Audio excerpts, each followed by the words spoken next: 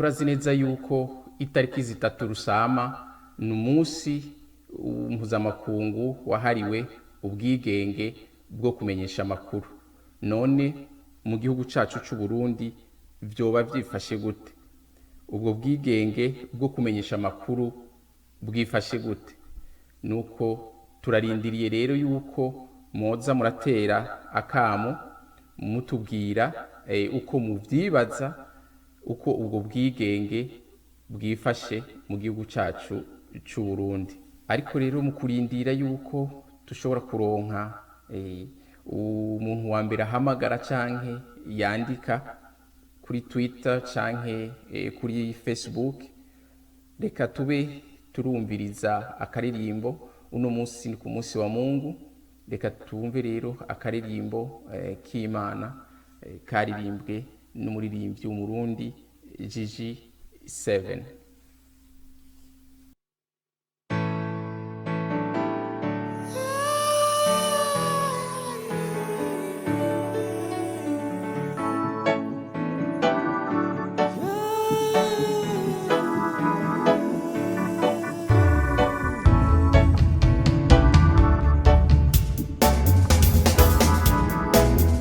I'm singing this song for people in a time. People on the speaker, listen to my message. You may be having so many problems like injustice, hunger, and poverty. I know how it hurts. I really know how it's pain. Myself experience those problems. Here I am to encourage you, my friend. Time will fly, and you will forget your problems.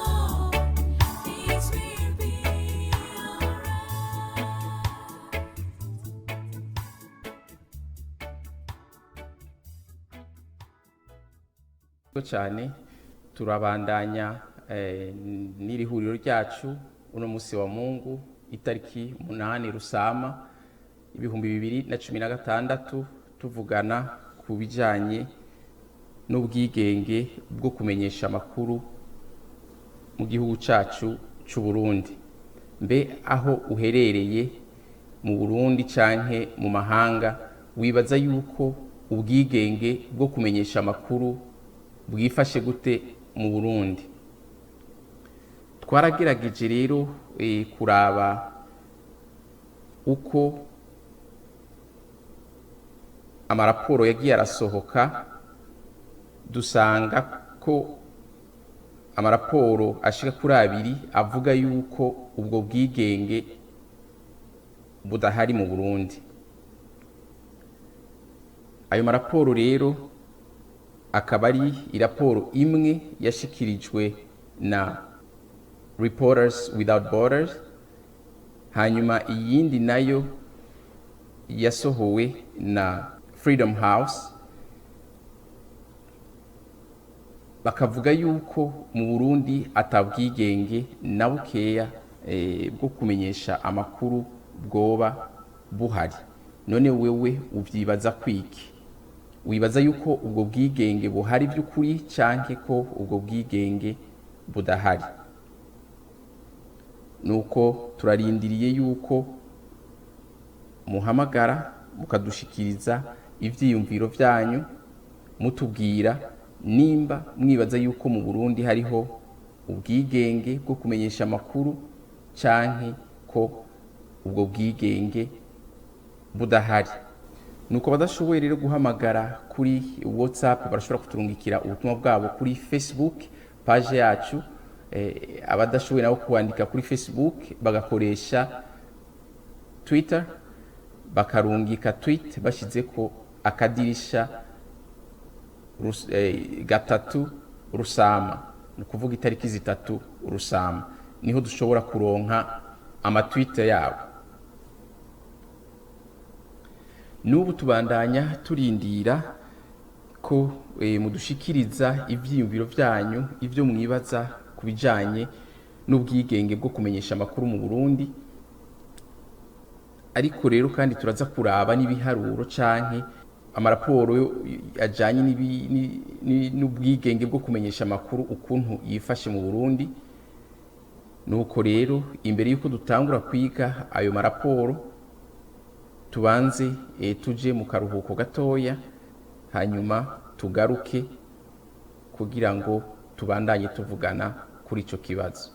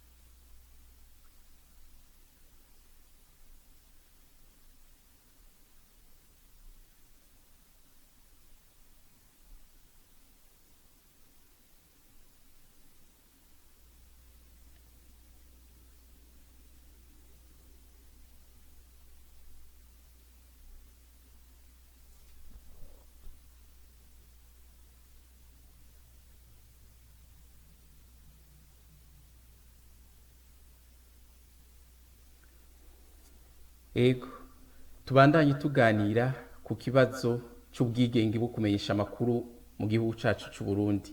Mbega aho uri wibaza yuko ubwigenge bwo kumenyesha amakuru mu Burundi buhari canke budahari. Mbega Uburundi bwoba bufise ikibanza kihe mu bihugu bifise ubwigenge canke bidafise ubwigenge bwo kumenyesha amakuru. Nuko rero nkuko namye ndabibashikiriza hariho amashirahamwe abiri yashoboye kugira amatohoza ku bijanye n'ubwo bwigenge, kandi ayo mashirahamwe uko ari abiri yarasohoye icegeranyo yerekana yuko mu Burundi atabwigenge bwo kumenyesha amakuru buhari. None wewe uvyibaza kwiki? Wibaza ko vyoba ari vyo atabwigenge bwo kumenyesha amakuru mu gihugu cacu buhari, canke wibaza yuko ubwo bwigenge buhari? Nuko nimba ushobora guhamagara kuri WhatsApp, urahamagara ku nimero zacu ubona aho hepfo, hanyuma tuganire utubwire ico uvyibazako. Nkuko mubibona rero, hariho Freedom House rimwe mu mashirahamwe yashoboye gushira habona ukuntu ubwigenge bwo kumenyesha amakuru bwifashe mu gihugu cacu c'u Burundi. Freedom House rero yavuze yuko by'ukuri ubwigenge bwo kumenyesha amakuru mu Burundi atabuhari. Aho rero bakaba barafatiye ku bintu bitari bike, cyane cyane ku bijanye n'ukuntu amategeko agenga umwuga wo kumenyesha amakuru asanzwe avuga. Bararaba n'ibijanye na politiki, kandi bararaba n'ibijanye n'ubutunzi. Bagiye baratanga amanota rero bivanye n'ukuntu basanze ibintu vyifashe.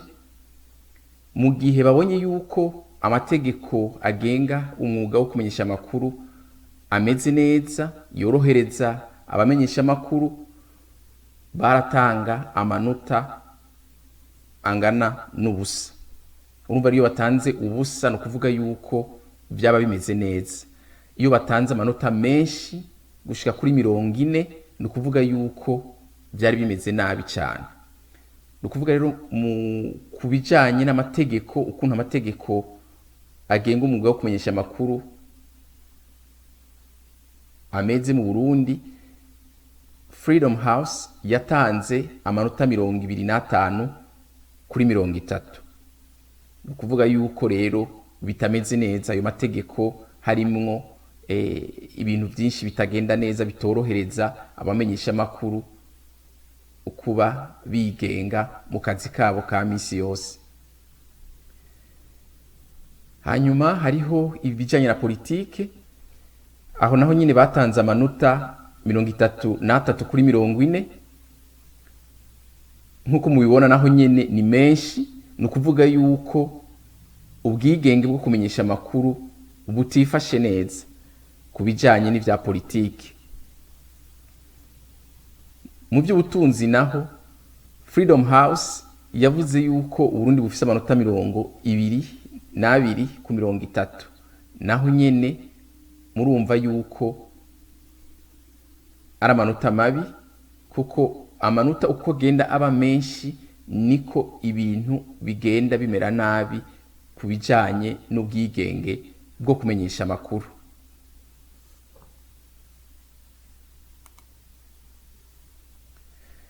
Freedom House kandi yararavye ibintu vyabaye mu Burundi muri bino bihe, na cyane cyane utanguye mu mwaka ushize. Yaravye ibijanye n'ukuntu amaradiyo amwamwe yagiye arahagarikwa n'ayandi yaraturirwa canke arasamburwa. Ivyo vyatumye Uburundi buronka amanota mabi mu bijanye n'ubwigenge bwo kumenyesha amakuru. Hariho kandi ikubagurwa y'abamenyesha amakuru, canke abamenyesha amakuru baguma bahigwa n'ubutegetsi. Aha rero Freedom House yavuze yuko mu Burundi ico kibazo gihambaye cyane, kuko catumye mbere hariho abamenyesha amakuru benshi bahunga bagati igihugu. aho rero bakaba baratanze uturero tutari duke tw'abamenyesha makuru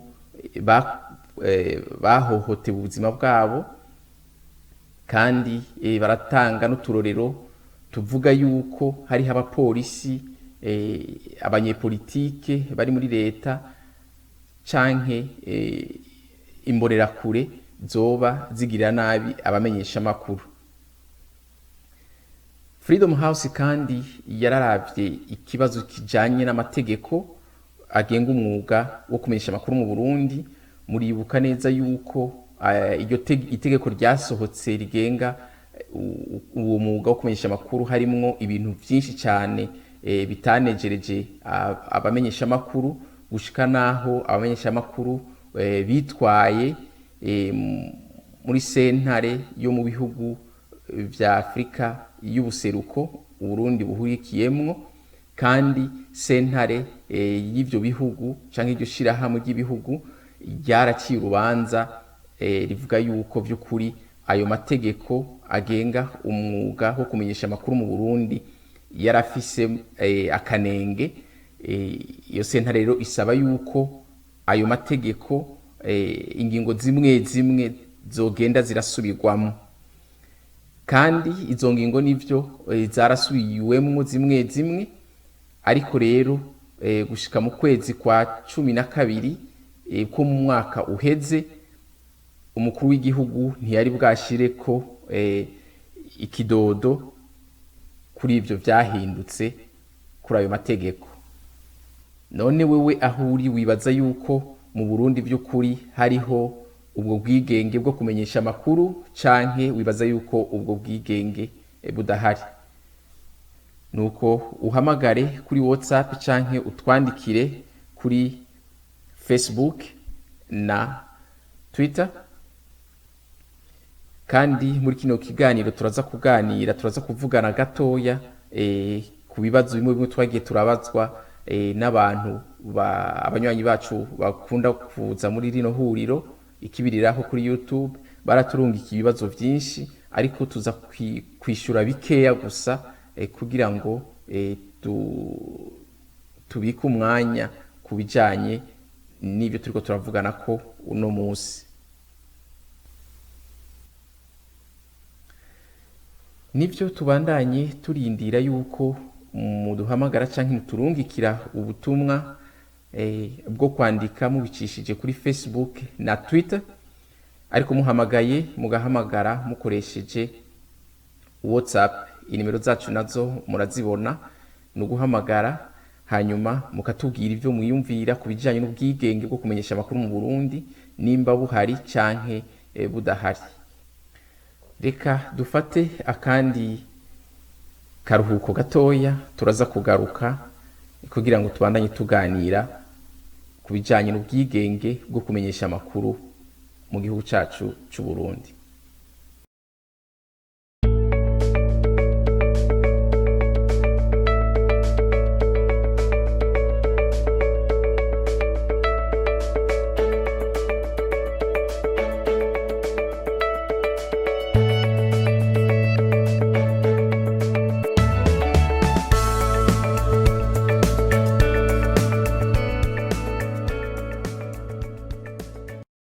Nuko ufise ico ushobora guterera uratwandikira kuri Facebook canke kuri Twitter. Hanyuma bidashoboka yuko utwandikira, urashobora kuduhamagara kuri WhatsApp. Inimero zacu nazo murazibona aho imbere yanyu. Nuko tubandanya turindira yuko mutushikiriza ivyiyumviro vyanyu, uko mwibaza yuko ubwigenge bwo kumenyesha amakuru bwifashe mu gihugu cacu c'u Burundi. Nuko hariho rero Reporters Without Borders, ari irindi shirahamwe nayo nyene gize ikibazo c'ubwigenge bwo kumenyesha amakuru mu Burundi uko bwifashe. Iyo shirahamwe rero naryo ryaratanze ibiharuro, byatanze ibibazo 80 vyategezwa kwishurwa mu bihugu 180 kandi hari mu ndimi 20. Ivyarabwe rero canke ico ivyo bibazo vyari vyerekeye kubaza kwari kuraba ko mu gihugu kanaka canke muri ivyo bihugu 180 ko ku maradiyo, amateleviziyo, mu benyeshamakuru bindi vyose ko hoba hacako ivyiyumviro bitandukanye, no kuvuga ivyiyumviro by'abavuga rumwe na leta n'abatavuga rumwe na leta. Hariho kandi ibijanye n'amategeko uko asanzwe yanditswe, bararavye kandi n'ubwigenge busanzwe bw'abamenyesha makuru, nimba ata abanyapolitike babahagarara ko hejuru muri ibi canke biriya mu gihe bariko bararondera amakuru canke bayatanga bayo yamenyesha abanyagihugu. Bararavye kandi ikibazo kijanye n'icuka kiba kihari mu gihugu canke aho abamenyesha makuru baba bariko barakorera umwuga wabo. Ibindi baravye no guhohoterwa kw'abamenyesha makuru mu gihugu hamwe n'inyubako abamenyesha makuru basanzwe bakoreramwo n'ibiri muri izo nyubako, kugira ngo barabe ko bishobora gutuma umwuga w'abamenyesha makuru ukogwa mu bwigenge bwose. Hanyuma kandi bararavye n'ikibazo kijanye no gushira habona ibiriko birakogwa. Ivyo leta ikora vyinshi usanga amareta kwisa ashaka kunyegeza bimwe bimwe naho biba ari ibintu abanyagihugu bategerezwa kumenya. Nuko rero Reporters Without Borders bararavye ko mu gihugu c'u Burundi akarorero batanze ko leta y'u Burundi ishira habona ibikorwa vyayo abanyagihugu bategerezwa kumenya ku munsi, kuko abanyagihugu nibo bagenewe kumenya ibiriko biraba, kuko barafise ubwo burenganzira bwo kuronka canke kumenya amakuru y'ibiriko biraba, haba bikorwa na leta canke bikorwa n'ayandi mashirahamwe ategamiye leta. Urumva rero bategereza kubimenya kugira ngo babimenye bo batavyirondereye ubwabo. Abamenyesha makuru nibo babaronderera ayo makuru bakabibamenyesha. Mu bindi bihugu rero usanga kenshi hariho n'amategeko mbere agenga ukuntu umunyagihugu ashobora kumenya amakuru aya canke ariya atarinze guca kubimenyesha amakuru, akagenda kurondera ayo makuru muri leta.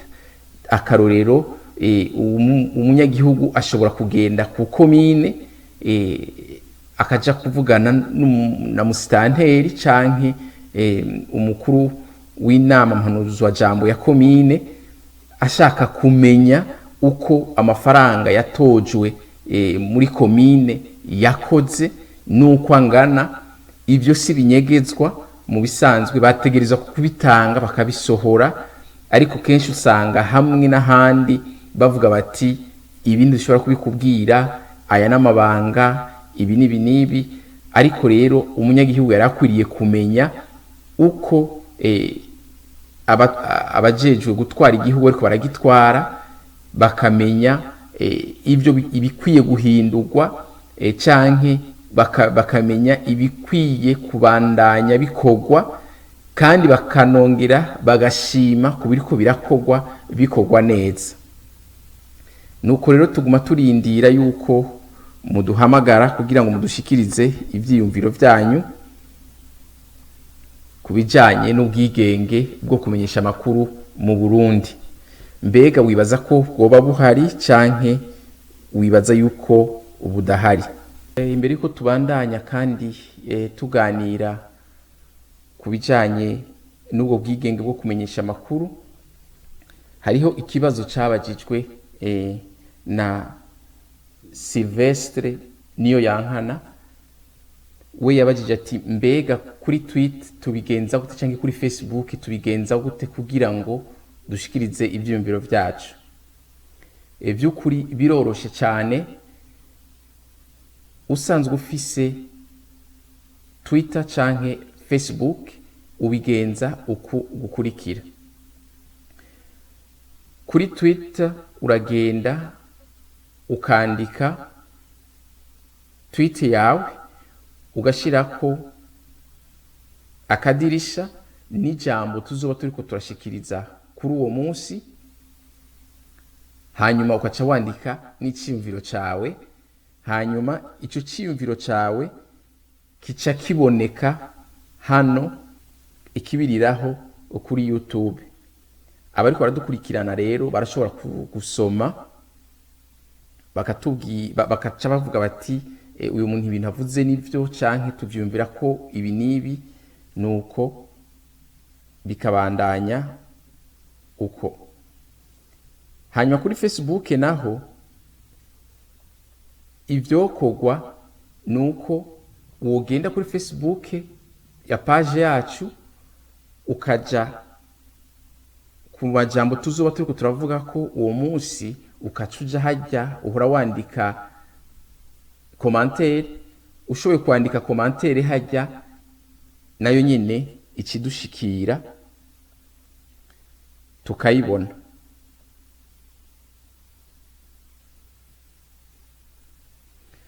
Nuko rero uku niko bimera mu gihe urungitse ubutumwa bwawe kuri Facebook canke kuri Twitter.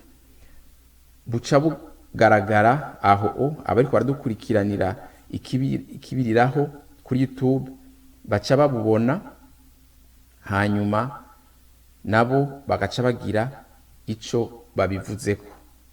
Tuguma turindira kubashobora kuduhamagara, bahamagare bakoresheje WhatsApp. Abatabishoboye nabo guhamagara bakoresheje WhatsApp bagashobora kurungika ubutumwa bwabo kuri Twitter canke Facebook. Turabandanya rero tuganira kubijanye n'ubwigenge bwo kumenyesha amakuru mu Burundi.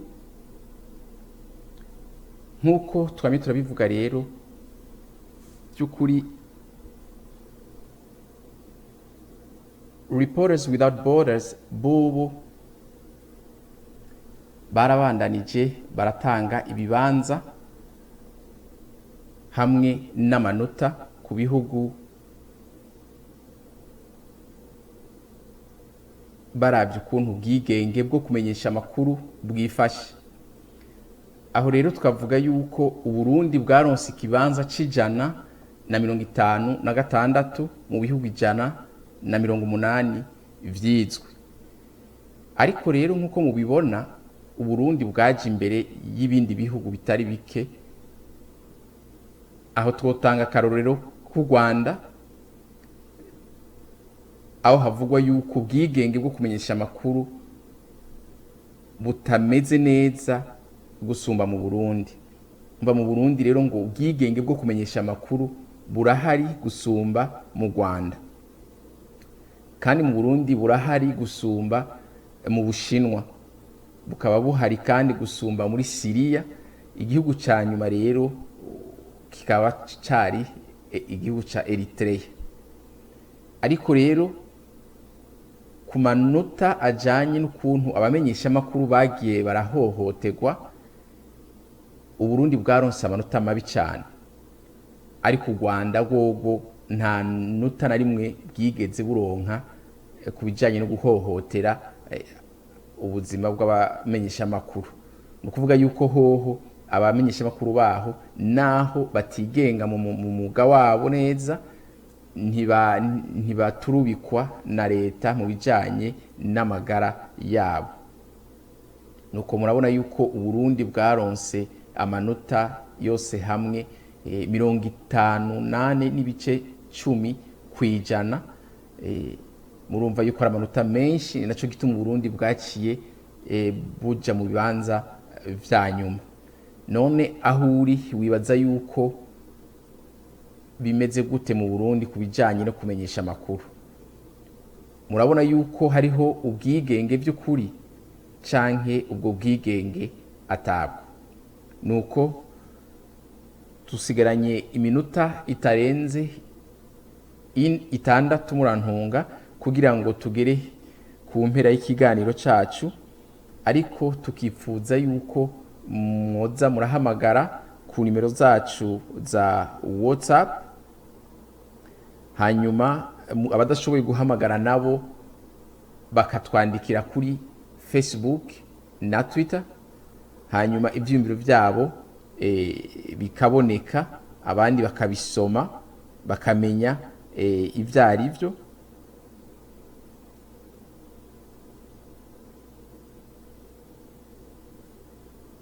Nuko ako n'akarorero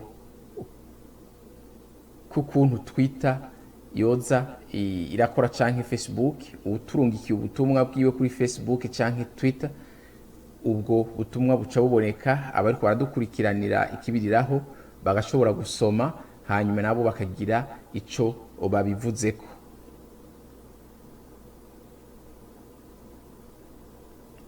Nuko turabandanya turindira yuko muhamagara mu minota 5 ya nyuma,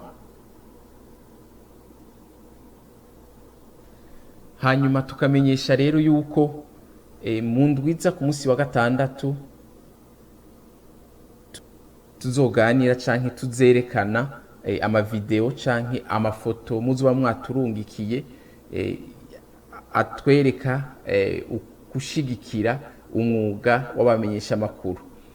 Nukuvuga yuko rero aho uri hose, haba mu Burundi canke mu mahanga, urashobora kuturungikira ifoto canke video wewe wenyene wifatiye, atari iyo ukuye kuri internet canke ahandi, ukaturungikira ifoto canke video aho utubwira ibiriko biraba muri uyo mwanya wafotoye iyo foto canke wafashe iyo video.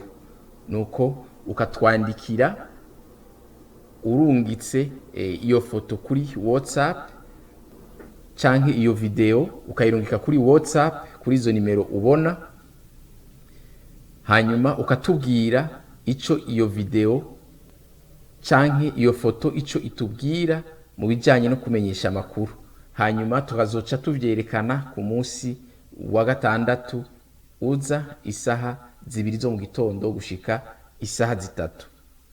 Nuko rero abazorungika amafoto canke amavideo, cane cane abazorungika video, ntibaze barenze umunota umwe canke umunota n'igice. Ugize video ndende ntize irenze umunota n'igice, ariko umunota umwe vyoba vyiza gusumba. Nuko turungikira iyo video canke iyo foto itubwira amakuru uri kurafata uyo mwanya, kugira ngo tuze tuvyerekane ku munsi wa gatandatu mu gushigikira ubwigenge bwo kumenyesha amakuru no gushigikira abamenyesha amakuru bo mu Burundi cane cane hamwe nabo mw'isi yose.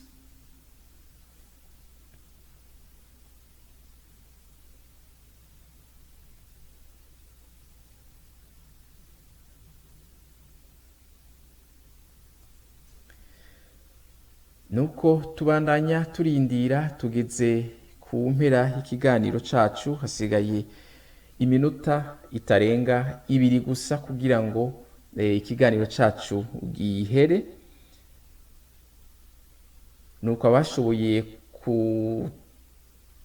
kudukurikirana ikibiriraho turabashimiye, ariko tukaba twifuza yuko mwoza murahamagara canke mwandika ubutumwa kuri Facebook na Twitter, kugira ngo abandi bariko baradukurikiranira ikibiriraho kuri YouTube bashobore kumenya ivyo mwibaza. Nuko naho kwa gatandatu isaha 2 zo mu gitondo gushika isaha 3.